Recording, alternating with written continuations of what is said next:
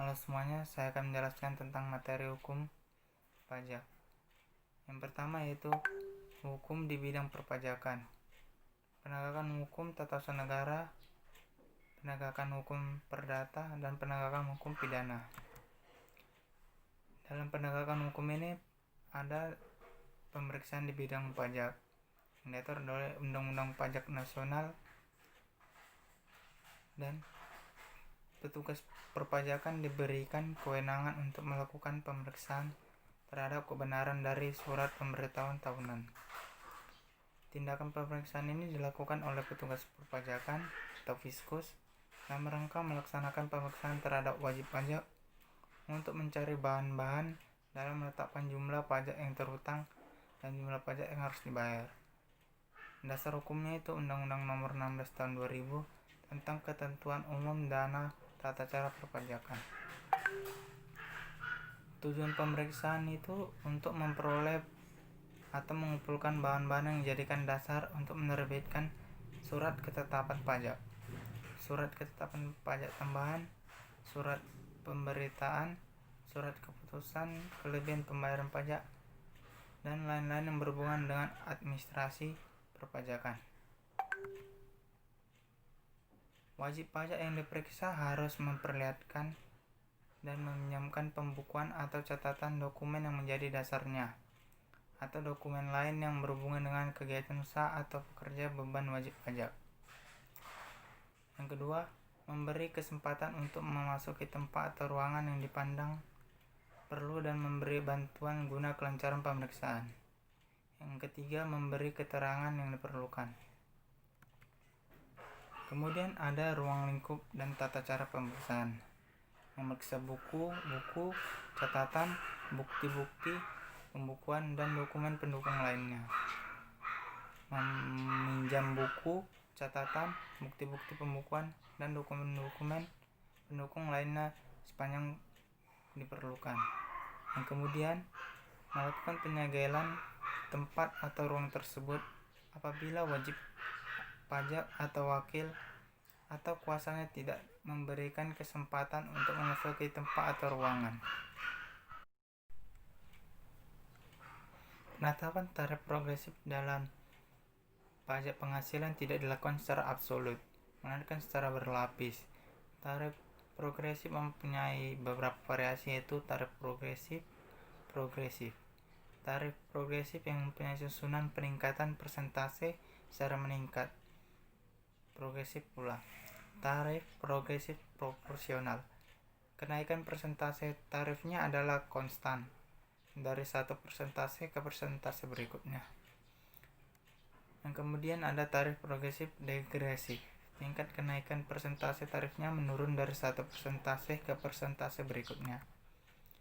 Kemudian ada tarif degresif regresif atau persentase menurun, berupa persentase yang menurun seiring dengan meningkatnya jumlah yang dikenai pajak. Jadi, tarif pajak ini terdiri dari beberapa persentase dan bukan persentase tunggal, di mana persentasenya semakin kecil apabila jumlah yang dikenai pajak semakin besar. Tarif pajak. Besarnya utang pajak ditentukan oleh jumlah yang menjadi dasar pengenaan pajak atau jumlah yang dikenakan pajak, tax base. Yang kedua, tarif yang diterapkan terhadapnya, tax rates. Yang kemudian ada tarif tetap. Tarif tetap ini suatu tarif yang berupa suatu jumlah tertentu yang sifatnya tetap dan tidak dipengaruhi oleh besarnya jumlah dasar pajak dan objek pajak maupun subjek pajak atau wajib pajak.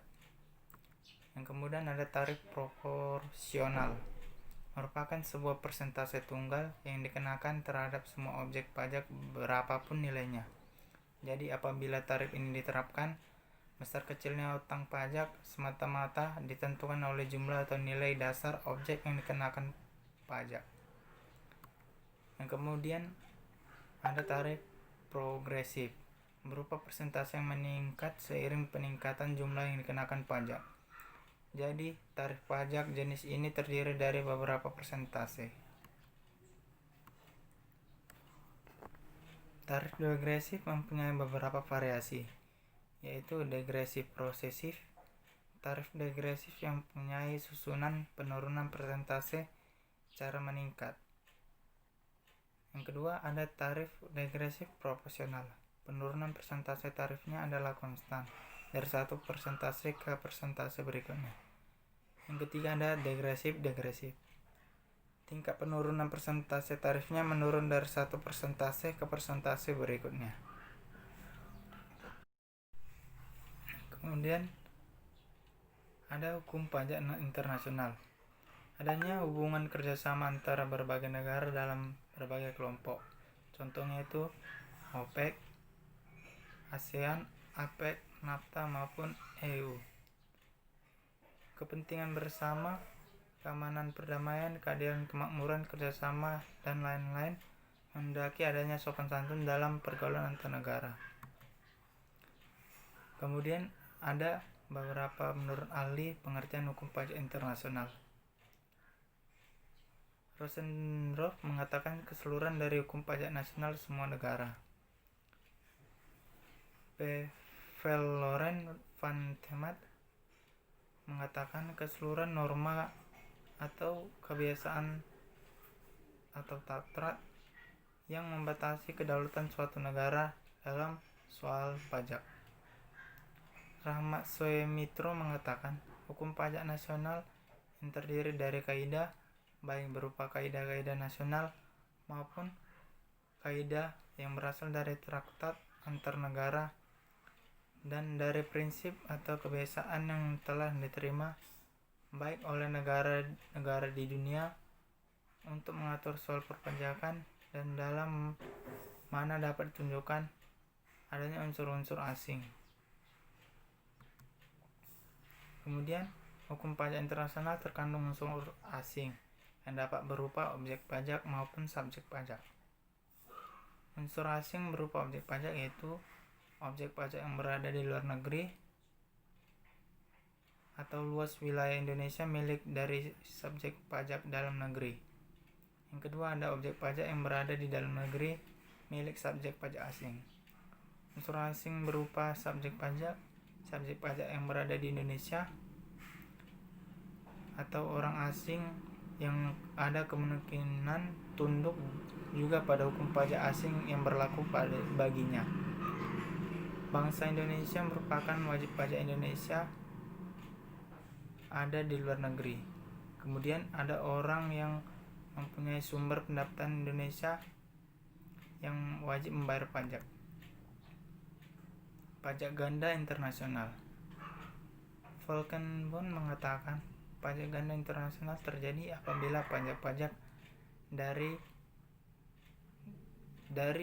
negara atau lebih saling menindih, sehingga orang-orang yang dikenakan pajak di negara yang lebih dari satu memikul beban pajak yang lebih besar daripada jika mereka dikenakan pajak di satu negara.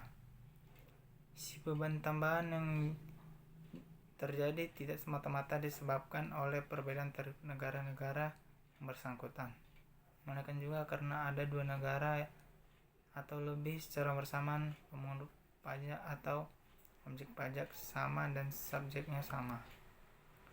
Unsur-unsur pajak ganda internasional. A. Adanya pajak dari dua negara atau lebih saling menindih.